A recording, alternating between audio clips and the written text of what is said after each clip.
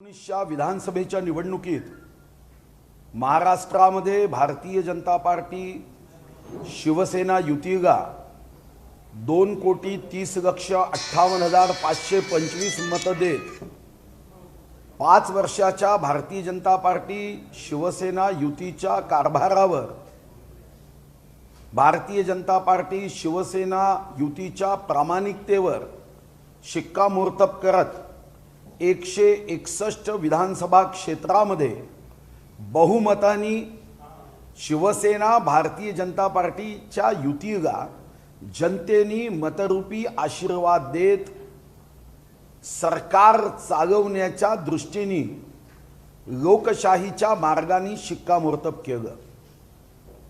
पण अचानकपणे विश्वासघात करत बैमानीच्या आधारावर महाराष्ट्र शिव आघाडी, महाशिव आघाडी आणि नंतर महाविकास आघाडीवर येऊन काँग्रेस, राष्ट्रवादी व शिवसेनेने लोकशाहीचा व मतदारांची थट्टा करत महाविकास आघाडीच्या नावाने जनतेच्या हितासाठी आम्ही राज्यकारभार करू आश्वस्त करत सरकार निर्माण केलं। स्वातंत्र्यानंतर अनेकदा अनेक राज्यात, देशात, संसदेत, विधानसभेत एका राजकीय पक्षाने दुसऱ्या राजकीय पक्षावर आरोप प्रत्यारोप असं सत्र बघितलं। कधी यामध्ये सत्यता असायची, कदाचित पुराव्या विना काही आरोप केले जायचे, काही आरोप राजकीय स्वार्थाने केले जायचे। पण महाराष्ट्रामध्ये काही महिन्यापासून जे घडतंय हे महाराष्ट्राच्या सन्मानाच्या धिंडवडे काढणाऱ्या घटना आहेत। छत्रपती शिवाजी महाराजांचा महाराष्ट्र, विश्वरत्न भारतरत्न महामानव डॉक्टर बाबासाहेब आंबेडकरांनी या देशाला घटना समर्पित केली। विश्वरत्न बाबासाहेब आंबेडकरांच्या घटनेचा याच महाराष्ट्रामध्ये अनादर होतोय। हा या देशातला एका पोलीस आयुक्तांनी 32 वर्ष महाराष्ट्र पोलिसाची सेवा केली। आज या महाराष्ट्राच्या गृहरक्षक दलाचे प्रमुख म्हणून याच सरकारने त्यांची नियुक्ती केली। त्या पोलीस विभागाची 32 वर्ष सेवा करणाऱ्या आयुक्तांनी एक गंभीर आरोप, ज्या आरोपाची शहानिशा करत, ज्या आरोपाच्या संदर्भात उच्च न्यायालयाच्या न्यायाधीशांच्या माध्यमातून सुप्रीम कोर्टाच्या निरीक्षणाच्या द्वारे किंवा सीबीआयच्या माध्यमातून चौकशी करणं अतिशय गरजेचं आहे। हा एखाद्या टेंडरचा घोटाळा नाही। टेंडरचा घोटाळा हे तर पाप आहेच, पण ज्या ठिकाणी असा गंभीर स्वरूपाचा आरोप होतो की एक पोलीस आयुक्त पोलीस महासंचालकाच्या दर्जाचा गृहमंत्री महिन्याला 100 कोटी रुपयाची खंडणी वसूल करायला सांगतात। या आरोपाची तथ्यता तपासण्यासाठी उच्चस्तरीय चौकशीची आवश्यकता आहे। भारतीय जनता पार्टीची पहिली मागणी आहे की महामहिम राज्यपाल महोदय हे या राज्याचे घटनात्मक प्रमुख आहेत। विश्वरत्न भारतरत्न महामानव डॉक्टर बाबासाहेब आंबेडकरांच्या घटनेनुसार राज्य सरकार घटनेनुसार कृती करण्यामध्ये असमर्थ असेल तर यावर सत्य माहिती राष्ट्रपती महोदयांपर्यंत राज्यपाल महोदयांनी पोहोचवण्याची आवश्यकता ही संविधानामध्ये विधित केली आहे। परवा आम्ही महामहिम राज्यपाल महोदयांना भेटायला जाणार आहोत, मागणी करणार आहोत की महामहिम राज्यपाल महोदयांनी या राज्यामध्ये होणाऱ्या घटनेचा, या राज्यामध्ये होणाऱ्या प्रसंगाचा अहवाल हा राष्ट्रपती महोदयांना पाठवण्याची आवश्यकता आहे. या गंभीर घटनेवर या राज्याचे वास्तविक प्रमुख म्हणून ज्यांचा घटनेत उल्लेख केलाय, माननीय मुख्यमंत्री महोदय, अपेक्षा ही होती की फक्त परमवीर सिंग यांनी एक पत्र लिहिलं नाही, त्या पत्रामध्ये परमवीर सिंगांनी अतिशय स्पष्ट काही उल्लेख केले की मी हे पत्र लिहिण्याच्या अगोदर या संदर्भातली माहिती वर्षा या मुख्यमंत्री महोदयांच्या तथाकथित निवासस्थानात, मी तथाकथित शब्द यासाठी वापरतो की पहिल्यांदा महाराष्ट्राच्या निर्मितीनंतर या वास्तूमध्ये मुख्यमंत्री निवास करत नाही, या तथाकथित निवासस्थानात श्री पोलीस आयुक्त परमवीर सिंग यांनी मी ही गोष्ट तुमच्या कानावर टाकली असा पत्रामध्ये उल्लेख केलाय. मग प्रश्न निर्माण होतो की मुख्यमंत्री महोदयांनी या संदर्भामध्ये माहिती जनसंपर्क कार्यालय, ज्यावर यावर्षी स्वातंत्र्यानंतर सर्वात जास्त प्रसिद्धीसाठी तुम्ही तरतूद केली 246 कोटी, जी तरतूद माननीय मुख्यमंत्र्यांच्या काळात 2016 मध्ये 26 कोटी होती, 246 कोटीची तरतूद करून माहिती जनसंपर्क कार्यालयातून एक प्रसिद्धी पत्रक सुद्धा माननीय मुख्यमंत्र्यांनी अजूनपर्यंत काढलेलं नाही. आमची दुसरी मागणी आहे की या संदर्भामध्ये महामहिम राज्यपाल महोदयांनी माननीय मुख्यमंत्री महोदयांकडून या संदर्भातला सविस्तर अहवाल मागण्याची आवश्यकता आहे. महामहिम घटनात्मक प्रमुख म्हणून राज्यपाल महोदयांनी राज्यामध्ये अतिशय या राज्याची प्रतिमा मलिन करणाऱ्या घटनेसंदर्भात याची सत्य माहिती, सत्यता पडताळून पाहण्याची आवश्यकता आहे. महामहिम राज्यपाल महोदयांना पोलीस आयुक्त परमवीर सिंग यांनी पत्राची प्रत दिली. ही प्रत देताना कदाचित आयुक्तांचा विश्वास हा मुख्यमंत्री महोदय माननीय शरद पवार महोदय यांच्या कानावर मी या संदर्भातल्या भ्रष्टाचाराची सत्य कथा मी सांगितली हे परमवीर सिंग साहेबांनी सांगितलं आहे.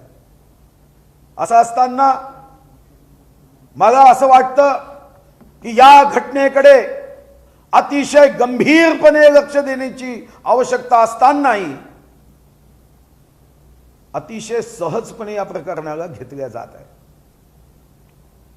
पोलीस यंत्रणा जर एकदा पोलीस यंत्रणा ही डिमोरलाइज झाली, त्याचं मनोबल खच्चीकरण झालं, तर कायदा सुव्यवस्थेचं संरक्षण करणं हे अतिशय कठीण होण्याची शक्यता आहे.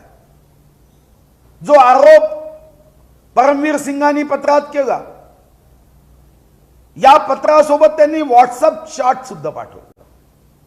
पण आश्चर्य हे आहे की या पत्रानंतर व्हॉट्सअप चॅट मध्ये ज्या पोलीस अधिकाऱ्याचा उल्लेख आहे, अजूनपर्यंत त्यांनीही खंडन केलं नाही.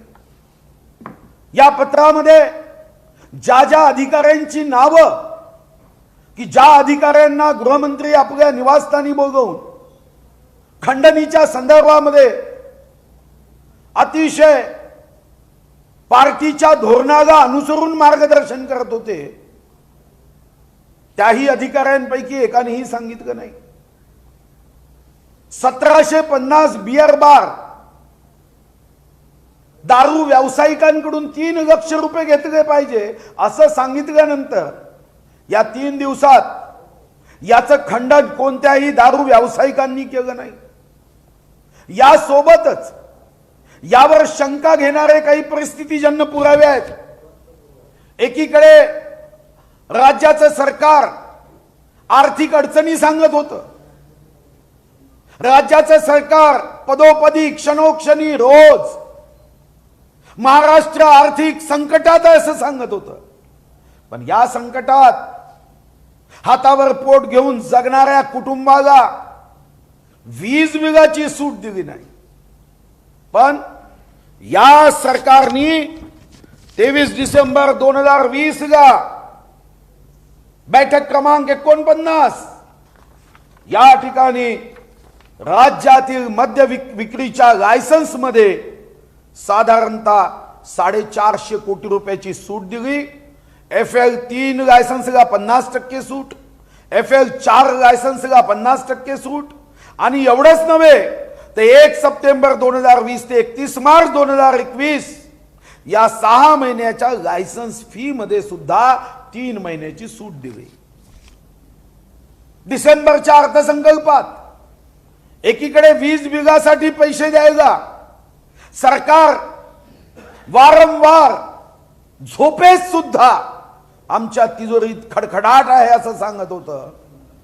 पण वाईन प्रोत्साहन योजना जी 2-3 वर्षापासून वाईन प्रोत्साहन योजनेला अनुदान दिलं नव्हतं, त्या योजनेसाठी डिसेंबरच्या बजेटमध्ये मात्र तरतूद केली. पिओ वाईन रहेगा महाराष्ट्र फाईन अशा पद्धतीने या राज्यामध्ये दारू दुकानदारावर एवढं विशेष प्रेम दाखवण्याच्या शृंखलेची कडी कुठे या ठिकाणी या खंडणीशी जोडल्या जाते का, हाही तपासाचा एक महत्वपूर्ण भाग आहे. जे काँग्रेस राष्ट्रवादीचे नेते मुंबईच्या पोलिसांसाठी विधानसभेत सन्माननीय विरोधी पक्षनेते देवेंद्र फडणवीसांनी सचिन वाझेच्या काळ्या कर्तृत्वाबद्दल माहिती दिली, तेव्हा हे नेते वकीलपत्र घेऊन सचिन वाझेचं त्या ठिकाणी एक दिवस जनतेच्या प्रश्नासाठी विधानसभेने कामकाज करावं. पण यांनी आपल्या पदाचा सत्तेचा कवच कुंडल हे सचिन वाझेच्या संदर्भामध्ये हे कवच कुंडल सचिन वाझेच्या अवतीभोवती निर्माण करण्याचा प्रयत्न केला. आणि ही सुद्धा एक शंका आहे. खर तर काल राष्ट्रवादीचे नेते शरद पवार साहेबांनी या संदर्भामध्ये काही भाष्य केलं. हे आश्चर्य आहे. अशा अनेक घटना असतात की ज्याची वाच्यता उशिरा होते आणि या घटनांचा तपशील जर आपल्याला किंवा महाराष्ट्राला वाचायचा असेल तर शरद पवार साहेबांचे राजकीय आत्मचरित्र आहे. लोक माझे सांगाती, राजहंस प्रकाशन, सदानंद बोरसे. शरद पवार साहेबांनी जुन्या घटना 10 वर्षाच्या अगोदर ज्या सांगायच्या त्या या पुस्तकामध्ये का सांगितल्यात? म्हणजे आपण 10 वर्षाच्या अगोदर न बोलता आत्मचरित्रात लोक माझे सांगाती हे 10 वर्षांनी त्या घटना उल्लेख करतात. मग एखाद्या पोलीस आयुक्तांनी पदावर बदली केल्यानंतर एखादी माहिती दिली तर त्याला इतक्या सहजपणे घेणं हे राज्याच्या हिताचं नाही. याला गंभीरपणे घेण्याची आवश्यकता आहे. हा राजकारणाच्या आखाड्याचा मुद्दा नाही. ज्या मुंबई पोलिसाबद्दल तुम्ही आम्ही सर्वांनी स्कॉटलँड यार्डची तुलना केली, त्याला खंडणी यार्डामध्ये बदलवण्याची प्रयत्न जर कोणी करत असेल तर हा आपल्याला ठेचून काढला पाहिजे. एक नवीन पद्धत राज्यातल्या नेत्यांमध्ये काही सुरू झाली की तुम्ही हे केलं म्हणून आम्ही हे करतो. हे तर्कशून्य, तर्कहीन असेही काही गोष्टी सांगितल्या गेल्या. या प्रकरणाकडे गंभीरपणे पाहत महामहिम राज्यपाल महोदयांना आम्ही आग्रहाची विनंती करतोय, भेटीची वेळ मागतोय. 24 तारखेला आमचा प्रयत्न आहे की महामहिम राज्यपाल महोदयांनी आम्हाला भेट द्यावी. पण या भेटीसोबत आपल्या माध्यमातून मी महाराष्ट्राच्या तमाम प्रशासकीय पोलीस अधिकाऱ्यांना आवाहन करतो की ही संकटाची घडी आहे. तुमचं माझं सर्वांचं महाराष्ट्रावर प्रेम आहे. आज एक घटना बाहेर आली. कदाचित अनेक अधिकारी असे असतील की जे अधिकारी सरकारच्या भीतीपोटी माहिती देण्यामध्ये मागे पुढे पाहत असतील. महामहिम राज्यपाल महोदयांना या महाराष्ट्राच्या सर्व अधिकाऱ्यांनी जर त्यांच्या विभागातले मंत्री चुकीचे कार्य सांगत असतील, भ्रष्टाचाराच्या संदर्भामध्ये दबाव आणत असतील, तर आता महाराष्ट्राच्या या साऱ्या वातावरणामध्ये अधिकाऱ्यांनी पुढे येत महामहिम राज्यपाल महोदयांना त्यांच्या ऑडिओ क्लिप्स, त्यांच्या संदर्भातले लेखी पुरावे, त्यांच्या संदर्भामध्ये असणारी माहिती ही महामहिम राज्यपाल यांच्यापर्यंत पोहोचवण्याची आवश्यकता आहे. कारण महामहिम राज्यपाल महोदय हे विश्वरत्न, भारतरत्न महामानव बाबासाहेब आंबेडकर यांच्या या देशाला लोकार्पित केलेल्या, समर्पित केलेल्या घटनेचे घटना प्रमुख आहेत. मी महाराष्ट्राच्या सर्व अधिकाऱ्यांना आवाहन करतो की कोणत्याही मंत्र्याच्या, कोणत्याही नेत्याच्या दबावात न येता सत्यमेव जयते सत्याची कास धरून महामहिम राज्यपाल महोदयांकडे आपण या साऱ्या तक्रारी या पाठवण्याची आता वेळ आली आहे. स्वातंत्र्यानंतरची ही सर्वात मोठी घटना आहे की ज्यामध्ये जो मंत्री महामहिम राज्यपाल महोदयांकडे ही शपथ घेतो, महामहिम राज्यपाल महोदयांकडे जाऊन जेव्हा एखादा मंत्री संविधानाची शपथ घेतो आणि या संविधानाच्या शपथेमध्ये मी कायद्याद्वारे स्थापित झालेल्या अशा भारतीय संविधानाबद्दल मी खरी श्रद्धा व निष्ठा बाळगीन, मी मंत्री म्हणून माझी कामे निष्ठापूर्वक व शुद्ध बुद्धीने पार पाडीन आणि संविधान व कायदा यानुसार सर्व तऱ्हेच्या लोकांना मी निर्भयपणे व निस्पृहपणे तसेच कोणाच्याही विषयी महत्व भाव किंवा आकस न बाळगता न्याय्य वागणूक देईल, ही शपथ घेतलेले मंत्रीच जर आकस बुद्धीने वागत असेल, अन्यायपूर्वक वागत असेल, या कोरोनाच्या संकटात जर तिथं भ्रष्टाचार करत असेल, जेव्हा जनता त्राही करताय अशा प्रसंगात वीज बिलात सूट देत नसतील, मंत्री आपला अवैधपणे विमान प्रवास करून त्या प्रवासाची बिल वीज ग्राहकांवर लावत असतील, शेतकऱ्यांच्या संदर्भात 50,000 रुपये ज्यांच्या कर्जमुक्तीला संदर्भात देऊ असं सांगून अजूनपर्यंत वाटाणाच्या अक्षता ज्यांनी दिल्या असतील, या राज्यामध्ये या सरकारने आपल्या अधिकाराचा उपयोग सुडासाठी केला असतील, विरोधी पक्षाला संपवण्यासाठी केला असेल. आता वेळ आली आहे की घटनेच्या अनुषंगाने, घटनेच्या चौकटीत महामहिम राज्यपाल महोदयांनी राष्ट्रपती महोदयांना सत्यावर आधारित, संविधानाच्या चौकटीत आधारित जसा अहवाल 1980 मध्ये शरद पवार साहेब सरकारमध्ये असताना पाठवण्यात आला, ते सर्व परिस्थिती आज निर्माण झाली आहे. 17 सप्टेंबर 1980 ला स्वर्गीय इंदिरा गांधीजींनी अशाच अहवालावर निर्णय केला होता. आज ती परिस्थिती पुन्हा एकदा राज्यात जी तात्कालिक सप्टेंबर 1980 मध्ये होती ती पुन्हा निर्माण झाली आहे. याची तुलना अवश्य केली पाहिजे आणि घटनेच्या चौकटीत महामहिम राज्यपाल महोदयांनी मुख्यमंत्री महोदयांकडून, मुख्य सचिव महोदयांकडून अहवाल घेत हा राष्ट्रपती महोदयांना त्वरित पाठवण्याची आवश्यकता आहे. तुम्हाला असं वाटतं का ज्या पद्धतीने राज्यात या घडामोडी घडतात की राज्यामध्ये राष्ट्रपती राजवट लागावी अशी स्थिती आहे? मला या संदर्भातला कायद्याचा अभ्यास नाही, पण मी 17 सप्टेंबर 1980 ला या राज्यामध्ये राष्ट्रपती राजवट लागली त्याची कारणं बघितली. आज माझ्यासारख्या एका सामान्य आमदाराला त्या परिस्थितीमध्ये साम्य दिसत आहे.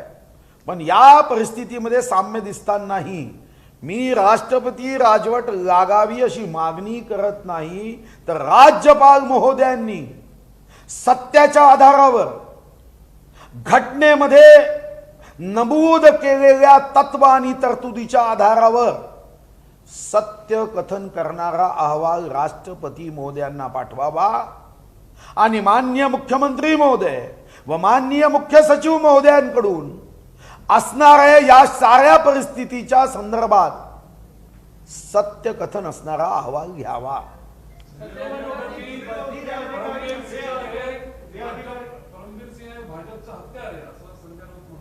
मला असं वाटतं की इतक्या गंभीर प्रसंगाला राजकारणाचं रूप न देता अपेक्षा ही आहे की आतंकवाद आणि दहशतवादावर अभ्यास करणाऱ्या जगातल्या साऱ्या आतंकवादी किंवा दहशतवादी संघटनेचा अभ्यास करणाऱ्या तज्ज्ञांनी एका वाक्यात सांगितलं की आतंकवाद व दहशतवाद तिथंच फोपावतो जिथं भ्रष्टाचार हा पराकोटीला पोचतो।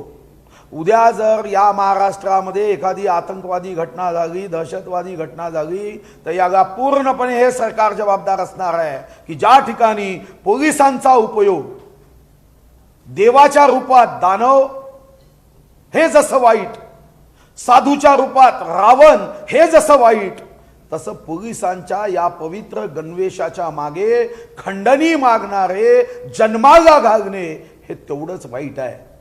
जेव्हा विचारलं राष्ट्रवादीला तेव्हा असं म्हटलं होतं की भाजपच्या काळामध्ये अनेकांना क्लीन चिट दिली गेलेली आहे, त्यामुळे आता या प्रकरणात सुद्धा लगेच राजीनामा देण्याची काही गरज नाही, अशा प्रकारचा सूर राष्ट्रवादीत येतोय। मला असं वाटतं की भारतीय जनता पार्टीच्या काळात कोणाला जर क्लीन चिट दिली असेल तर सरकार तुमचं आहे।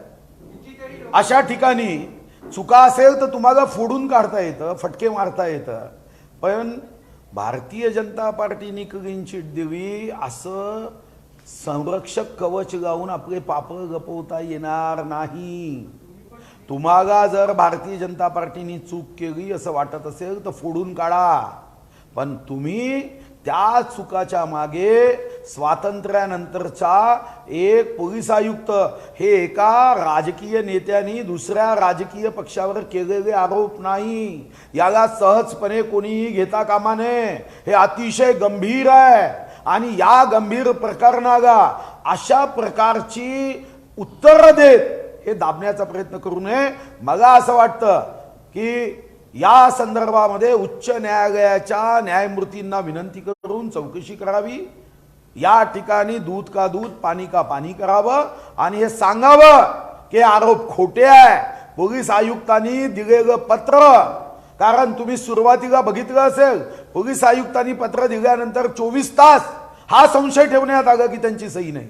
म्हणजे ज्या सरकारला आपण 1,44,000 कोटी हे प्रशासनासाठी खर्च करतो, ज्या राज्यामध्ये 400 कोटी रोज प्रशासनासाठी खर्च करतो, त्या राज्याला 1 रुपयाचा खर्च करून मोबाईलच्या माध्यमातून हे परमवीर सिंग जे गृहरक्षक दलाचे आयुक्त आहे त्यांना विचारता आलं नाही की तुमची सही आहे की नाही, त्याच्यासाठी 24 तास घालवावे लागले। हे सर्व संशयास्पद आहे। इथं जे दारू दुकानदाराचे आहे त्याच्यापैकी एकाने म्हटलं नाही की आमच्याकडून खंडणी घेतली नाही। तुम्ही का लायसन्स फी मध्ये 50% सूट दिली? विजेच्या बिलामध्ये सूट देताना तुमच्या तिजोरीत पैसे नव्हते, पण दारू पियो और खूप जियो हा काय महाराष्ट्र सरकारचा नारा आहे? ज्या दारूच्या दुकानासाठी मुख्य सचिव व मुंबईचे आयुक्त परदेशी यांचं भांडण झालं होतं हे जगविदित आहे। सुबोध कुमार जयस्वालजी हे पोलीस महासंचालक ज्यांच्या प्रामाणिकतेबद्दल कोणी शंका घेणार नाही, त्यांनी दुःख व्यक्त करत महाराष्ट्र सोडला, चिंतन करायचं नाही। बेईमानीच्या आधारावर तुमचं सरकार आलंय, तुम्हाला अधिकार नाही।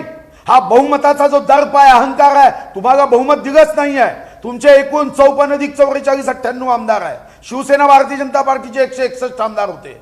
बेईमानी झाली आणि आज त्या बेईमानीच्या आधारावर तुमच्या सत्तेची इमारत उभी आहे आणि तुम्ही रोज 24 तास 24x7 फक्त बेईमानी करत असाल तर आम्ही सुद्धा या घटनेचे संरक्षक आमदार म्हणून आम्ही जी शपथ घेतली आहे त्या शपथेनुरूप आम्ही पूर्ण शक्तीने या सरकारच्या या साऱ्या घटनाबाह्य कृत्याचा जाब विचारू आणि तुम्ही आमच्याबद्दल 5 वर्षातली काही चुकीची घटना झाली असं सांगून हे तोंड तुम्ही बंद करू शकणार नाही।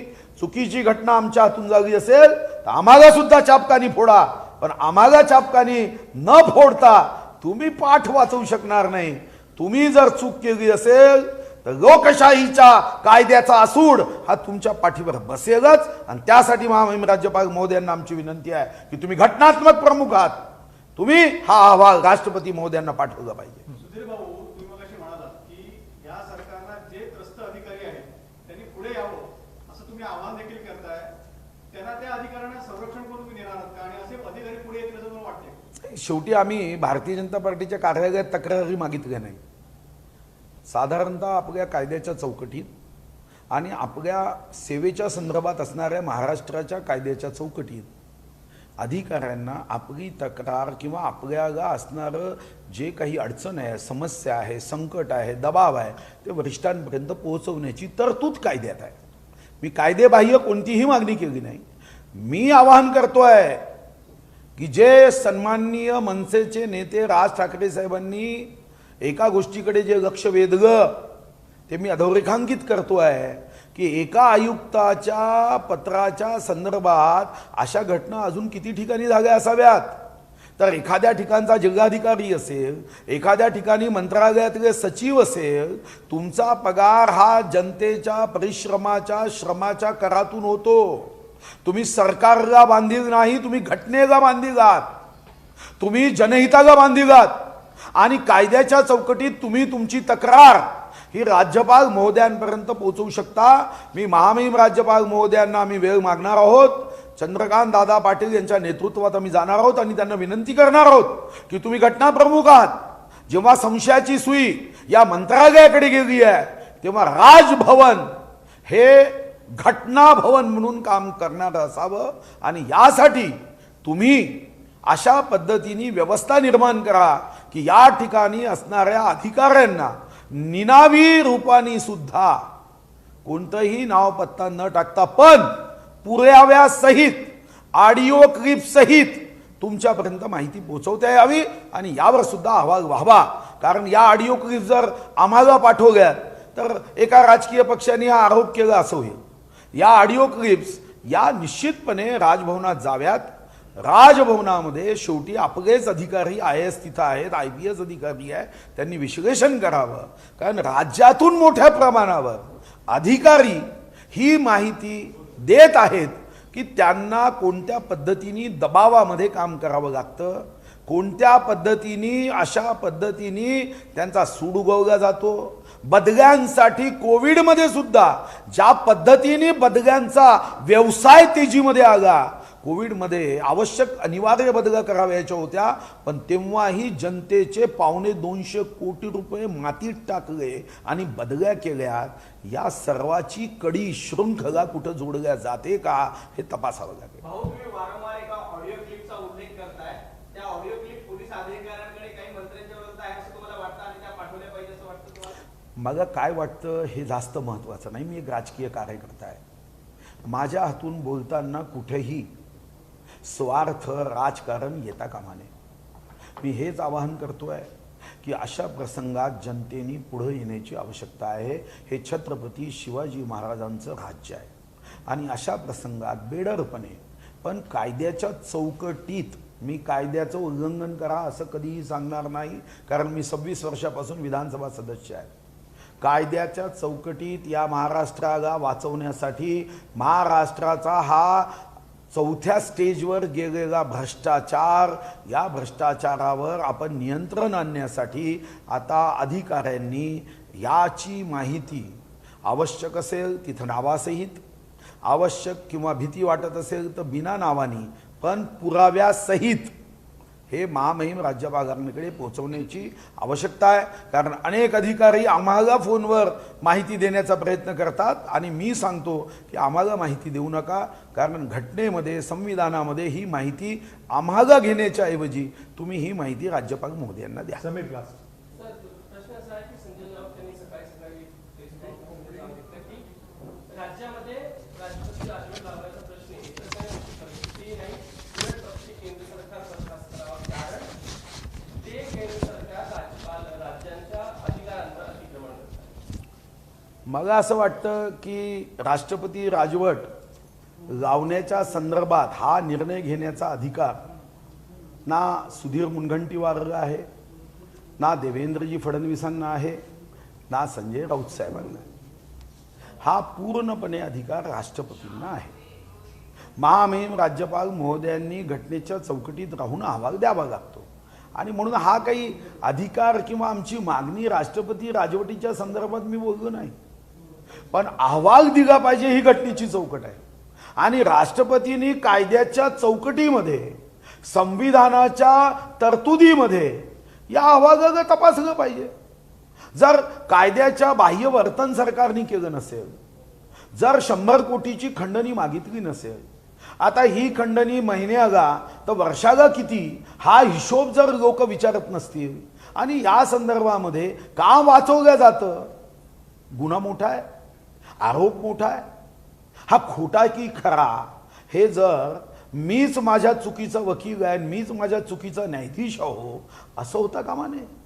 शेवटी ज्याच्यावर आरोप होतो जगामध्ये महात्मा गांधीजींचा आणि लालकृष्ण अडवाणी यांचा अपवाद जर सोडला तर कोणीही या संदर्भामध्ये कधीही स्वतःच वकील झालेले नाही. हे दुसऱ्यांना या संदर्भातली चौकशी करायला सांगितली जाते. हिरेनबाजीच्या प्रकरणात काय झालं? देवेंद्र फडणवीस साहेबांनी जेव्हा इतके माहिती दिली, काय केलं आपण? काय म्हणाले? CDR आहे पोलिसांना द्या. मग तुमच्याकडे देवेंद्र फडणवीस दिल्लीत गेल्यावर परमवीर सिंगांना पत्र लिहिलं, हा पुरावा आहे, मग तुमची चौकशी करायची का? आपण काय बोलतोय? शेवटी आरोप झाला तर त्याचं तथ्य हे कोणी विरोधी पक्षाचा आमदाराकडे थोडी काही 18 लक्ष कर्मचारी आहे, विरोधी पक्षाकडे पोलीस यंत्रणा आहे. तुमचं काम आहे की तुम्ही याची चौकशी केली पाहिजे. या संदर्भामध्ये तातडीने ज्या व्हॉट्सॲपमध्ये ज्या अधिकाऱ्यांनी हा व्हॉट्सॲप केला, साधं त्यांच्याकडून तुम्ही माहिती घेत नाही, तुम्ही बार असोसिएशनकडून माहिती घेत नाही. याचा अर्थ असा आहे की दाग में कुछ काला है. असा कुणीही अधिकारी असा आरोप करताना हजारदा विचार करेल. हा आरोप केला म्हणजे काहीतरी गंभीरता आहे आणि ती गंभीरता लायसन्सची 50% फी कमी केली तिथं दिसत आहे. काँग्रेस मागणी करते, काँग्रेसकडून मागणी येते की गृहमंत्र्यांचा राजीनामा झाला पाहिजे आणि 34 पर्यंत तरी राजीनाम्याची गरज आहे. पण ज्या पद्धतीने आपण महाविकास आघाडीमध्ये काँग्रेसची भूमिका किंवा स्थान पाहतो, मला वाटतं फारसं महत्व त्यांच्या बोलण्याला महाविकास आघाडीमध्ये दिलं जातं आणि दिलं जाईल का जर मागणी करतात. नाही, त्यांना काय महत्त्व दिलं जातं आणि दिलं जातं की नाही याच्यावर मी भारतीय जनता पार्टीचा कार्यकर्ता म्हणून भाष्य करणे योग्य नाही. त्यांच्या कुवतीप्रमाणे प्रत्येकाचा सन्मान असतो. त्यांची कुवत मोठी असेल तर त्यांचा सन्मान मोठा असेल, त्याच्यावर मी काय भाष्य करणार? त्यांची कुवत सत्तेची नाही सत्तेची असेल तर त्या पद्धतीने सन्मान करेल. शेवटी यावर मी काही भाष्य करणे ही योग्य नाही. शेवटी आपापल्या पद्धतीप्रमाणे त्या त्या पक्षाचा सन्मान असतो आणि म्हणून त्यांच्यावर मग भाष्य करायचं नाही. माझं भाष्य घटनेवर आहे, माझं भाष्य संविधानाच्या चौकटीत राहून राज्य सरकारने काम करावं हे आहे. आता या संदर्भामध्ये जेव्हा ही सारी माहिती आपल्याला प्राप्त होत आहे आणि असे खरं तर मंत्रालयामध्ये मोठ्या प्रमाणावर ही कुजबूज सुरू झाली की अनेक अधिकाऱ्यांच्या मनात हे दुःख आहे. पण शेवटी या ठिकाणी आपल्यावर सूड घेऊन आपल्याला त्रास दिला जाईल त्या भीतीने ते बघायला तयार नाही. म्हणून मी आवाहन केलं की अशा अधिकाऱ्यांनी सत्यमेव जयते या आधारावर कोणत्याही राजकीय पक्षाच्या नेत्याला माहिती न देता महामहिम राज्यपाल महोदयांना पुराव्यासहित आवश्यकता असेल तर राज्यपाल महोदयांना चिठ्ठी पाठवून गुप्त की ही फाईल तुम्ही मागवा, ती फाईल मागून घेतली पाहिजे आणि त्यानुसार अहवाल राष्ट्रपती महोदयांना पाठवला पाहिजे आणि हा पूर्ण अधिकार राज्यपाल महोदयांना घटनात्मक प्रमुख म्हणून संविधानाने बहाल केला आहे. शेवटला जेव्हा गृहमंत्र्यांचे सगळं प्रकरण आलं, शरद पवारांना विचारलं तेव्हा पहिल्यांदा म्हटले की राजीनाम्या संदर्भातला निर्णय मुख्यमंत्री घेतील आणि त्याच्यानंतर काल लगेच म्हटले की या प्रकरणात राजीनाम्याची गरज नाही. मला असं वाटतं की एक गोंधळलेली स्थिती आहे. नाही, मला वाटतं की याची चौकशी करण्याची आवश्यकता आहे की गृहमंत्री मोदयांनी काही धमकी तर दिली नाही की माझा राजीनामा घेता का, मग माझा एक लेटर फॉर्म तयार आहे असं होण्याची शक्यता नाकारता येत नाही. म्हणजे हे मी जे सांगतो हे कदाचित असत्यही असू शकेल, पण असं सांगता येत नाही कारण परिस्थिती तशीच दिसत आहे. आणि त्यांनी तर धमकी नाही दिली की तुम्ही माझा राजीनामा घेता, मग मी सांगतो काय काय आहे तर. असं जर होत असेल तर हे अजून राज्यासाठी नाही. आणि एक प्रमुख विषय हा निश्चितपणे आहे की हे सरकार जे वारंवार सांगते आम्ही बहुमतात आहे, हे असं बहुमत का? तुम्हाला कोणी निवडून दिलं? आपण तर कायदा केला आहे. मध्य प्रदेशमध्ये सुद्धा ज्योतिरादित्य सिंधेंनी काँग्रेसचे आमदार भाजपमध्ये आणले तर राजीनामा दिला, पुन्हा निवडून आले. तुम्ही तर एक घटनेच्या आड लपून बैमानी करता. तुम्हाला कोणी निवडून दिलं? 2,30,58,525 मतदारांनी शिवसेना भाजपला निवडून दिलं. मग हा प्रश्न कुठं उपस्थित होतो? आमचं बहुमत आहे, तुमचं बहुमत नाही. भाऊ हिंदीमध्ये थोडक्यामध्ये हिंदीत राहू दे रे मराठी. लागणार आहे. आपने एक हाई लेवल कमेटी की जान करने की हाँ, मांग की ठीक। है। भारतीय जनता पार्टी की ओर से हम महामहिम राज्यपाल महोदय जी की परसों भेंट लेने वाले हैं. उनको समय मांगा है. महामहिम राज्यपाल महोदय ये घटनात्मक प्रमुख होते हैं. मुख्यमंत्री राज्य के वास्तविक प्रमुख होते हैं. स्वाधीनता के बाद एक राजनीतिक नेता ने दूसरे राजनीतिक नेता पे या एक राजनीतिक पार्टी ने दूसरे राजनीतिक पार्टी पे आरोप प्रत्यारोप करते हुए देश ने कई बार देखा है.